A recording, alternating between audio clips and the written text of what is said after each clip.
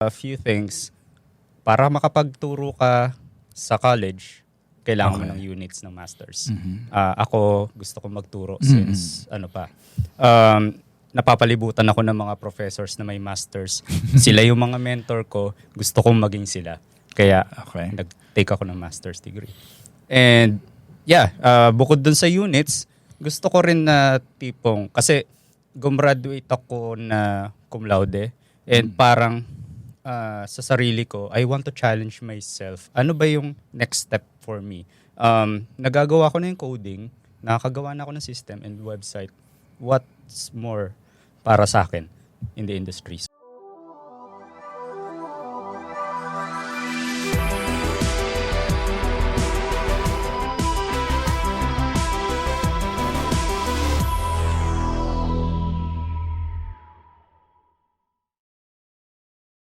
Welcome to Kaka Computer, where tech meets sweet and wisdom.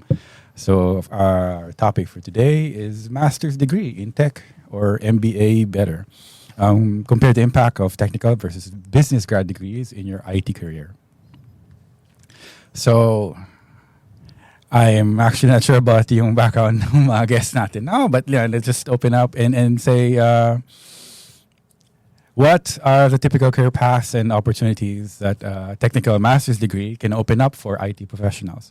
But I guess, this kind of leads to something like, maybe let's make a quick round on the type or the nature of degrees that we are in. No? Is it management or technical? Because I personally am on a more technical master's program in data science. So kayo ba? Kayo? Puro technical ba tayo lahat? I took MS in Industrial Engineering and Management. So it's a mix of management plus engineering. No? Because I came from BSEC kasi as my bachelor's degree. No?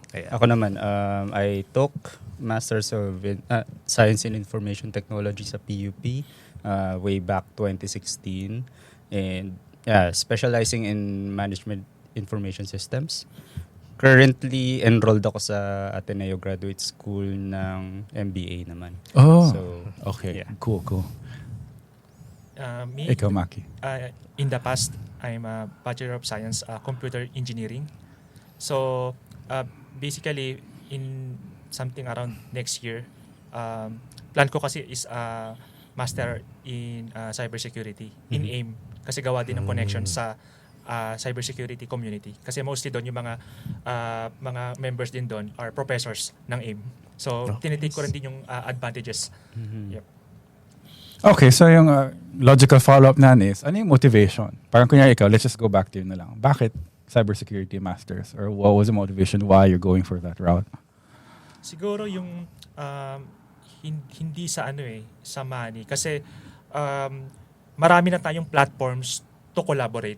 Kasi when we say cybersecurity, it's more on people, process, and technology. And it is a shared responsibility.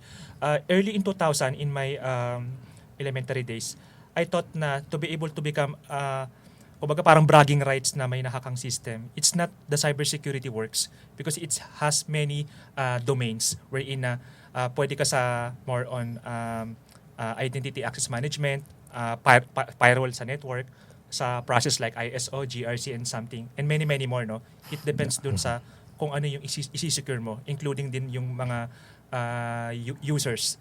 And yung connections din na establish kasi yung mga connections dun that could serve as my mentor, tsaka yung advantages na rin yun. So, from what you're saying, it's more of a parang professional sort of goal. It aligns with your professional goals. Kaya mo, or? Primarily, yes. Okay, and, okay.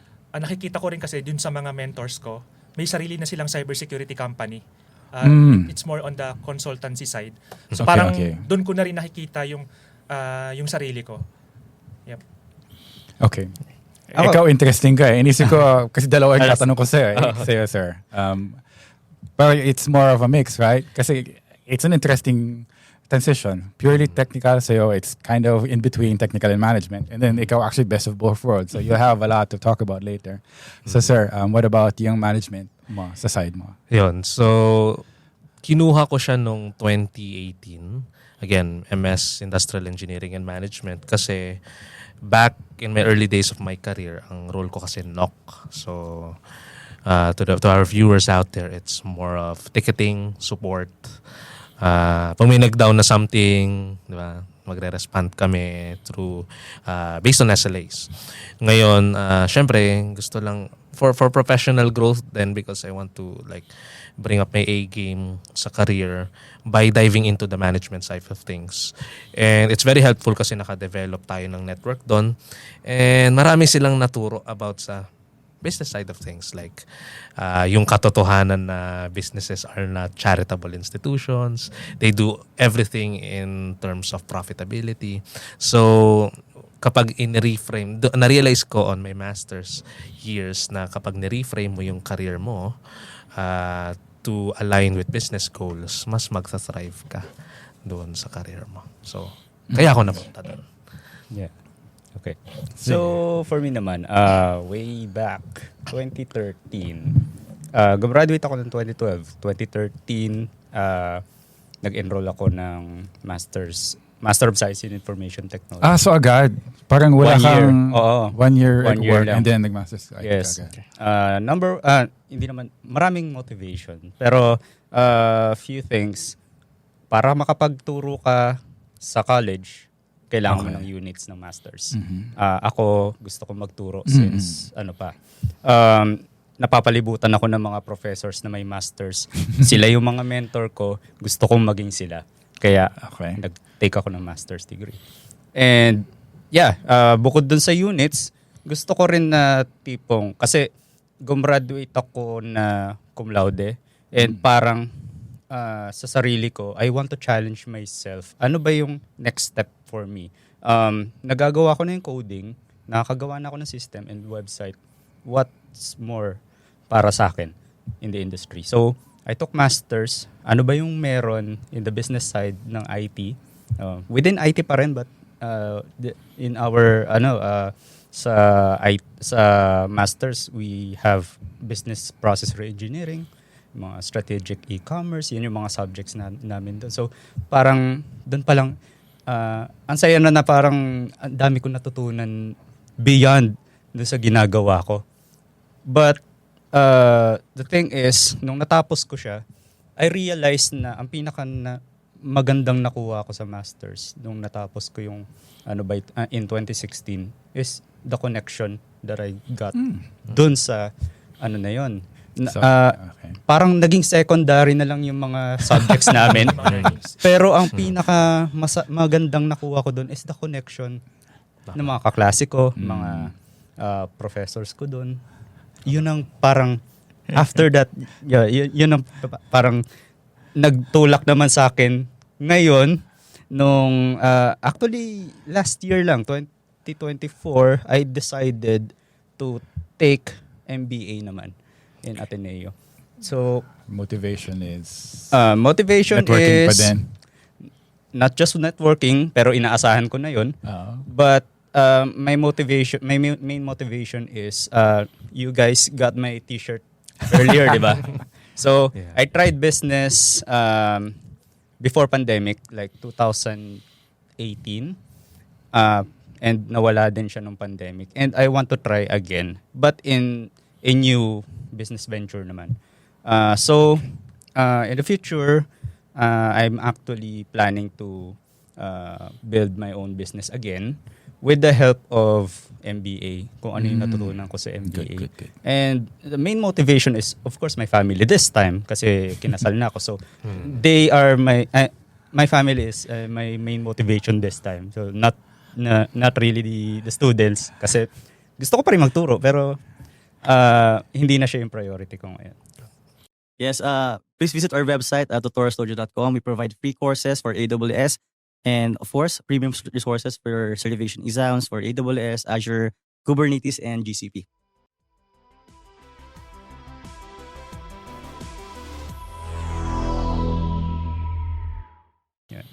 Okay. Interesting, no? Siguro, just to circle back to me then. just to summarize, parang may purpose, may intent, whether it's personal, whether it's professional. Kasi ngayon, parang yung family first is really a very personal sort of motivation. And as for me, I'd say it's also professional and it's very specific. I feel like coming from a different undergraduate background and then finding myself in IT for the past 2 decades, ang daming kaaralin on the go. But, nung dumating sa parang dominance ng mga machine learning solutions, ganun, parang may mga certain fundamental things na feeling ko, hindi ko na kayang aralin mag-isa. Nasabi ko, I need parang adult supervision to learn fundamentals. And that's why I signed up for a master's program in data science. And then, yes, I realized na parang, okay, I have graduate statistics na I don't have yung proper background kasi medyo parang Bayesian, probabilistic yung statistics ko in engineering. Na ngayon parang it's purely statistical na na-appreciate ko na parang okay, suddenly nagkaroon ng intuitive sense yung mga concepts like, why neural networks work, right? So ultimately yun nga, it's very targeted, it's very specific, still professionally driven, but because I felt like I needed some help in finding answers to the things I do at work. So in that said, that kind of, pushes, I guess, for most of us in more on the technical side of things. Kasi yung next point is probably, the two of you can answer, is more specifically towards management degrees or MBA degrees nga eh, na parang, you think it's, I have my hot take on, going for MBA or management, masters, but, I guess from your experience, what's the value of having a master's in management for you guys? Ikaw muna, sir. Na-notice ko kasi, sa mga IT professionals, at least sa mga patabata, no? is bagamat talagang gumagaling sila technically, no? Pero wala talagang direct impact yung ginagawa. That's the unfortunate truth. Kasi kung talent at talent lang sa tech pool, sa tech field, marami magaling. Kaso, again, companies and businesses are not charitable institutions. They still operate on the concepts of profitability.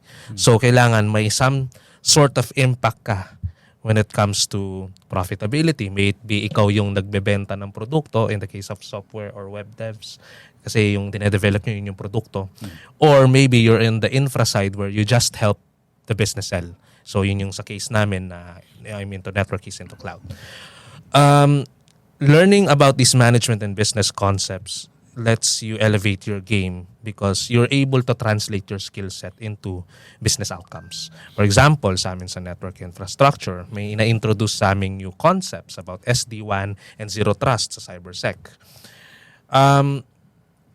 Yung ganong concepts, matututunan mo yon through certifications and all. Pero knowing na meron equivalent value yon in terms of reducing your expenses na natuturo yon sa mga gaya ng kanyang mga management or business degrees, no? So hindi lang alam ko yung tech principle, alam ko pa kung paano niya maapektuhan yung business when it comes to reducing costs. So it's like more of a bigger picture, allows you to see the big picture. Yeah. And next goes. So for me, MBA is like parang sa akin eh. Sana nag-MBA na lang ako kaysa nag-MSIT. You know why? Kasi to be honest, MSIT pag nag-a-apply ka sa industry, they don't care much about it. No? Mas may impact siya kapag nasa academe ka. Ako, nag-stop ako magturo sa academe noong 2020 because of the pandemic. Nahirapan ako magturo online. Sobrang nakakapagod. I stopped there. And yung mga next na job ko, hindi naman din nila tinitignan kung may MSIT ka or wala. If you have the right portfolio for the job and right skills, pasok ka.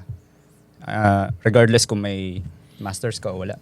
So, sa akin, may, parang 50-50 na nagsisi rin ako na may MSIT ako. Pero nandyan na yan. Nasa pangalan ko na yan. But this time kasi, mas mabigat yung purpose. I want to build my own business in the next few years. Pero I don't think na-equip ako with the right skills. Kaya, nag-MBA ako.